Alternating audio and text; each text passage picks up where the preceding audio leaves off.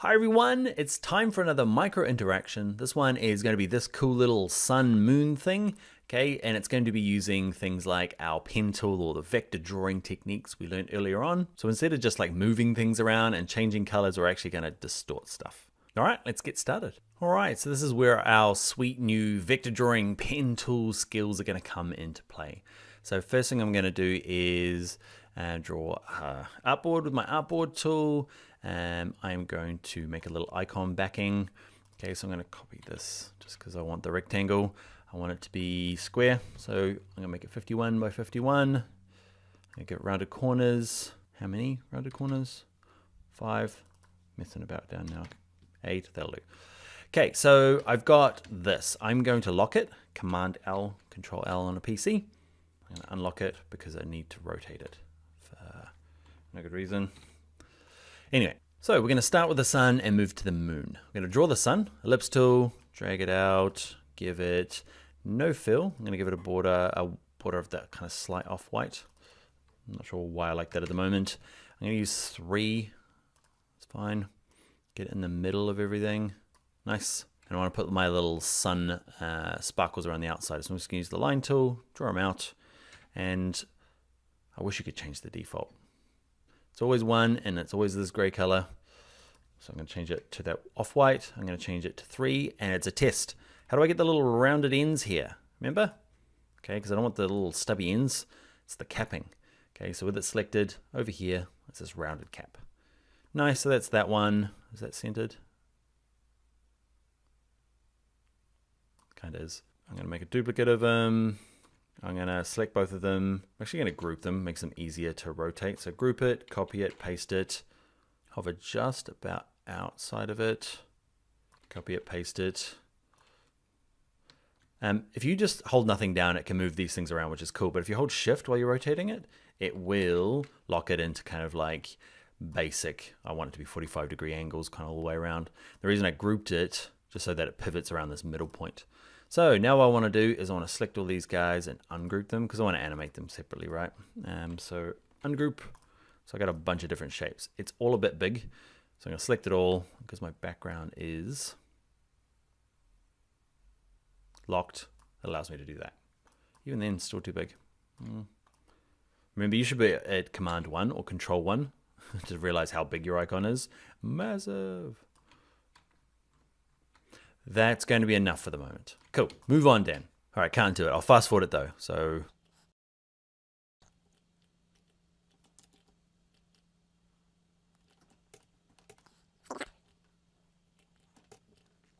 all right, now we're back. I just had to make it look nice. So we've got our first shape. What we're going to do is duplicate this artboard. We're going to do the moon on this one. So over here, what we need to do is we need to double click this, okay, with our black arrow. Double click it, and now we can see these anchor points and the handles. The handles are the bits that poke out, the anchor points, the kind of central bit of the seesaw. And I'm just gonna kind of drag it in there to kind of look like a moon. The other thing I wanna do is kind of make it bigger. You can't do it while you're in this mode. I'm gonna click off, click back on once, I can hold shift to make it bigger, just outside of these anchor points. Remember, not on it, just out here. I'm gonna rotate it around somewhere in the middle. And what I wanted to happen is, actually, let's just preview it for the moment because it's not going to work. I'm going to show you. So click on this one, preview it.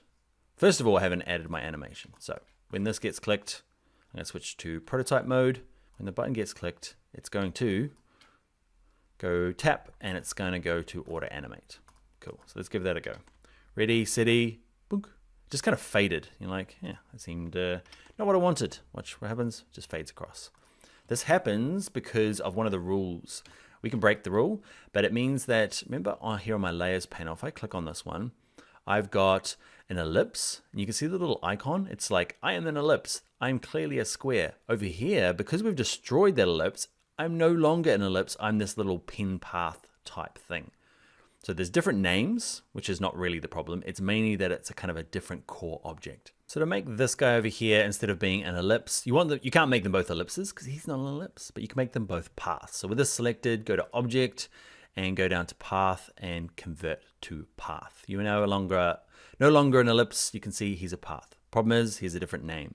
So we've got 2, 3, 5, and 2, 3, 6. So let's just call this one Sun Moon. Just make sure they're both called Sun Moon. So over here, you, my friend, are called Sun Moon. Lovely. Now let's give it a go. Let's have a little look. Ready? Look at it morph. Doesn't go back yet. Let's make it go back. So when this is clicked, actually, when this whole artboard is clicked, you can just make this button. Actually, let's just do it for this button. So when this button is clicked, go to, you can say go drag it back to this one here, or you can say go to previous artboard. It'll go back to where it was. Often that can be more handy if you've got more than, like, it's a non-linear animation, you can get to it anyway. Let's preview it. Clickety click. Cool, huh? I can't really zoom in. The editor will zoom in. Okay, so you can see it. I love it. So what do we do with the sparkles? Let's have a look. So they start there. On this one, we want to go to design. I've grouped all mine together. You don't have to. I'm going to ungroup them all because I want them to go all separate ways. This guy's going to go up. This guy's going to go over here. This guy's going to go. Now, when you're dragging, I held shift to get it to go straight up and down, but dragging this way, you just kind of like guess it, and it really wants to go out 45 degrees. You can do some cool stuff with like adding, I don't know, 20 pixels and then minusing 20 pixels off the X and the Y if you want to get nerdy about it, but nobody's going to notice. You might be very different about it. You might have a very different opinion about that. Casual Dan, let's just get it looking good. Doesn't matter if it doesn't work properly. Okay, the other thing I want to do is when it's out here, I want it to be faded. So I'm going to select them all. We're going to use our shortcut, select them all, hit 0 on your keyboard. But we can't, because if we type in 0, it doesn't work. Okay, we can get down to 10%, which is probably near enough that we need. Casual Dan. But I'm going to select them both and put them all at 0. Nice. All right, now let's give it a preview. You ready? Can't preview from this artboard, but I can preview from this one. Ready, steady. Vector goodness. Does not work. Okay, why didn't those little sparkles fly out? It's because I grouped them over here. So over here, it's a group. Okay, I'm saying I am group number 28. Over here, the little sparkles they've got their own little names. So let's go and see if we can fix this. So let's ungroup it. They all come back to life. Luckily, they all still have the same name. Phew. Hi there, I hope you enjoyed the video. My name is Daniel Scott. If you would like to do the full course, there'll be a link in the description for that. Please give this video on YouTube here a thumbs up. It really helps me and what I'm doing. Also consider subscribing to the channel. I release a video like this every week for your viewing pleasure. All right, bye.